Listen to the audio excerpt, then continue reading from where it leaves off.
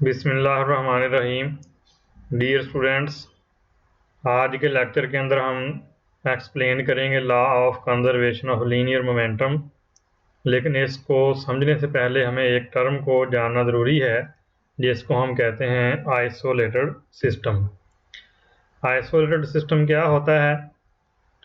सामने डायग्राम में आप देखें, हमारे सामने एक क्यूब दिखाया गया है, इसके अंदर मॉलिक्यूल्स हैं और दूसरी फिगर के अंदर एक फ्लास्क है जिसके अंदर वाटर के मॉलिक्यूल हैं और इसको बाहर से इंसुलेटेड कर दिया गया है और ऊपर से भी इसको इंसुलेटेड कर दिया गया है।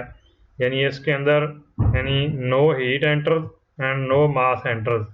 तो ऐसा सिस्टम जिसके अंदर ना तो बाहर से कोई चीज़ इंटरेक्ट कर सके और ना अंदर वाली चीज़ का इंटरेक्शन बाहर वाली साइड पर हो, ऐसे सिस्टम को आइसोलेटेड सिस्टम का नाम दिया जाता है। डेफिनेशन देखें तो इसकी क्या बनती है? It is a system on which no external agency exerts any force. ऐसा सिस्टम जिसके ऊपर बाहर वाली कोई एजेंसी फोर्स एक्सर्ट ना करे उसको हम आइसोलेटेड सिस्टम कहते हैं।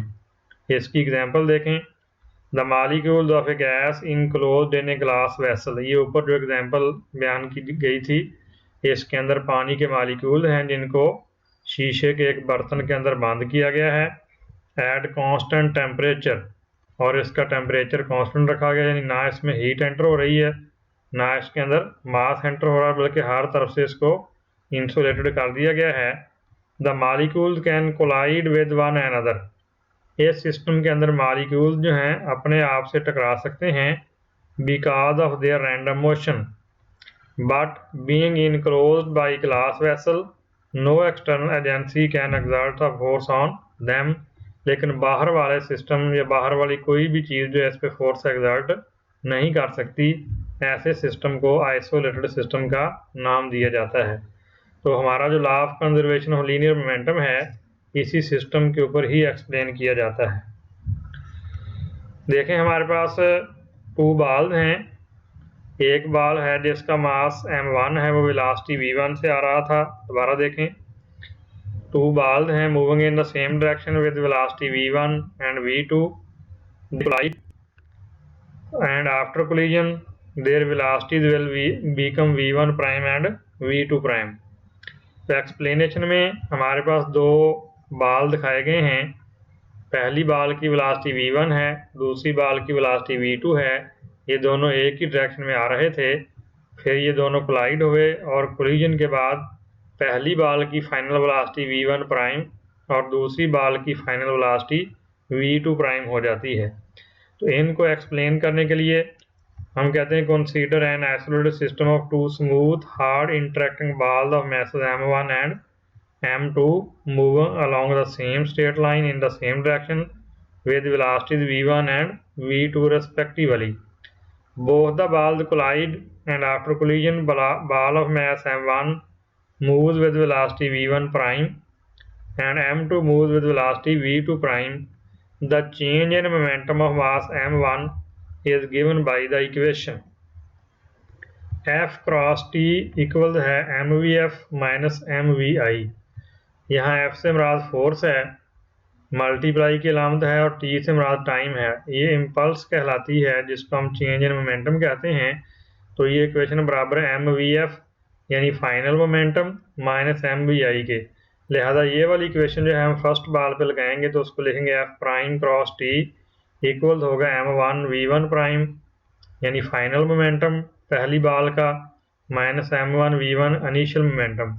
यहाँ f प्राइम से मुराद है फोर्स ऑफ रिएक्शन, यानी जो फर्स्ट बॉल है उस पे जो फोर्स लग रही है वो रिएक्शन की फोर्स है और सेकंड बॉल पे जो फोर्स लगेगी उसको एक्शन की फोर्स कहेंगे।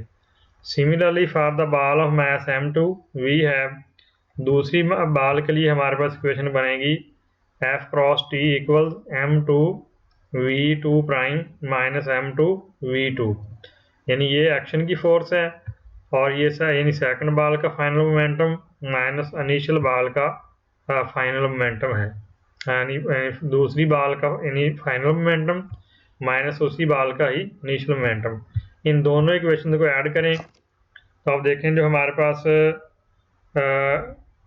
ये पहली इक्वेशन आ रही थी एफ प्राइम क्रॉस टी, इसका हमारे पास एफ प्राइम क्रॉस टी आ जाएगा, और दूसरी इक्वेशन का एफ क्रॉस टी है, ये एफ क्रॉस टी आ जाएगा। तो ये दोनों टर्म जो हैं लेफ्ट साइड वाली, दोनों को लेफ्ट साइड में ऐड कर दिया गया।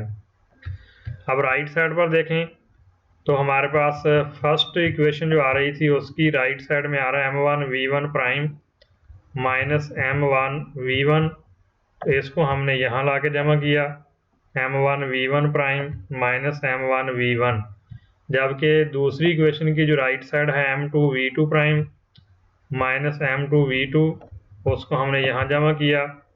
अब इस फर्स्ट इक्वेशन में देखें तो t कॉमन आ जाएगा दोनों में से, t को अगर बाहर लिखें तो इस इक्वेशन को हम इस तरह लिख सकते हैं, according to Newton third law of motion action force F is equal and opposite to the reaction force F prime. यानी यहाँ जो फोर्स F लग रही थी और F प्राइम जो है ये दोनों मैग्नीट्यूड में इक्वल हैं लेकिन डायरेक्शन में एक दूसरे के अपोजिट हैं, लिहाजा हम F प्राइम को लिख सकते हैं माइनस F के इक्वल। तो इस इक्वेशन के अंदर जब हम F को और F प्राइम को इक्वल लिखेंगे और एक का साइन नेगेटिव करेंगे तो ये दोनों एक दूसरे को माइनस कर देंगे, जिसके नतीजे में हमारे पास लेफ्ट साइड पे 0 बच जाएगा और राइट साइड पर एज इट ही हमारे पास इक्वेशन आ जाएंगी। तो इसको हम लफ्ज़ों में यूँ बयान कर सकते हैं, ये हमारे पास आएगा m1v1 प्राइम माइनस, ये बनेगा हमारे पास m2v2 प्राइम माइनस m2v2, यानी ये हमारी जो इक्वेशन में बन रहा है m1v1 prime minus m1v1, it is called the change in momentum of the first ball and plus m2v2 prime minus m2v2 is called the change in momentum of the second ball, और ये equal 0 के हो जाता है। तो ये भी law of conservation momentum की एक यानी फॉर्म कह सकते हैं हम। In other words change in momentum of first ball plus change in momentum of second ball किसके इक्वल हो जाएगा, 0 के इक्वल हो जाएगा। और इसी स्टेटमेंट को हम यूँ भी लिख सकते हैं m1v1 prime m1v1 plus m2v2 equal है m1v1 प्राइम प्लस m2v2, यानी फर्स्ट बॉल का मोमेंटम प्लस सेकंड बॉल का मोमेंटम बिफोर कोलिजन इक्वल है फर्स्ट बॉल का momentum after collision plus second ball का मोमेंटम आफ्टर कोलिजन। यानी इसको हम इस तरह लिख which means that total initial momentum of the system before collision is equal to the total momentum of the system after collision, जिसको हम यूँ भी बयान कर सकते हैं the total linear momentum of N isolated system remains constant, which is called law of conservation of linear momentum। Next video तक के लिए इजाज़त, अल्लाह हाफिज़।